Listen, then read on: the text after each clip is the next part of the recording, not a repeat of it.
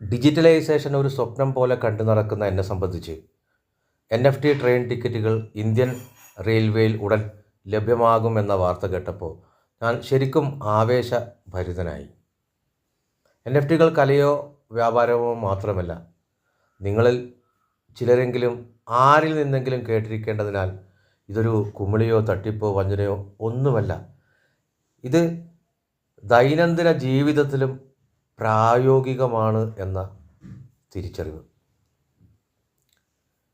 ഓരോ യാത്രയും, ഓരോ സാഹസികതയും, ഓരോ ഉത്സവവും ഈ പുതിയ ഡിജിറ്റൽ തടസ്സങ്ങളുടെ കാലത്ത് ആഘോഷത്തിൻ്റെ രേഖപ്പെടുത്തപ്പെട്ട ഓർമ്മകളാകുന്ന ഒരു രാജ്യത്ത് Indian railway catering and tourism corporation, അതായത് IRCTCയുടെ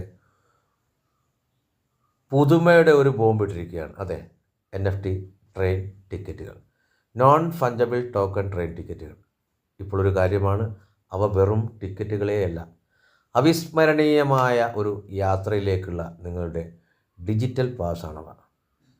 സജീവമായ ഹോളി ഉത്സവവേളയിൽ പരീക്ഷിക്കാൻ തീരുമാനിച്ചിരിക്കുന്ന ഈ സംരംഭം ടിക്കറ്റിംഗ് സംവിധാനങ്ങളിൽ വിപ്ലവം സൃഷ്ടിക്കുമെന്ന് വാഗ്ദാനം ചെയ്യുകയും പൊതുമേഖലയിൽ ബ്ലോക്ക് ചെയിൻ സാങ്കേതിക വിദ്യ സ്വീകരിക്കുന്നതിനുള്ള ഇന്ത്യയുടെ മുന്നോട്ടുള്ള സമീപനത്തെ അടിവരയിടുകയും ചെയ്യുന്ന തീരുമാനവും വാർത്തയുമാണ് നമ്മൾ ഇന്നലെ കേട്ടത്. ശരിയല്ലേ? 2022 യൂണിയൻ ബജറ്റിൻ്റെ ക്രിപ്റ്റോ കറൻസികളുടെ നികുതി നടപടികളുടെ പശ്ചാത്തലത്തിൽ റെയിൽവേ ടിക്കറ്റിങ്ങിൽ NFT സ്വീകരിക്കാനുള്ള നീക്കം സാമ്പത്തിക മേഖലകൾക്കപ്പുറമുള്ള ബ്ലോക്ക് ചെയിനിൻ്റെ തന്ത്രപരമായ ഉപയോഗത്തെയാണ് നമുക്ക് സൂചിപ്പിച്ചു തരുന്നത്.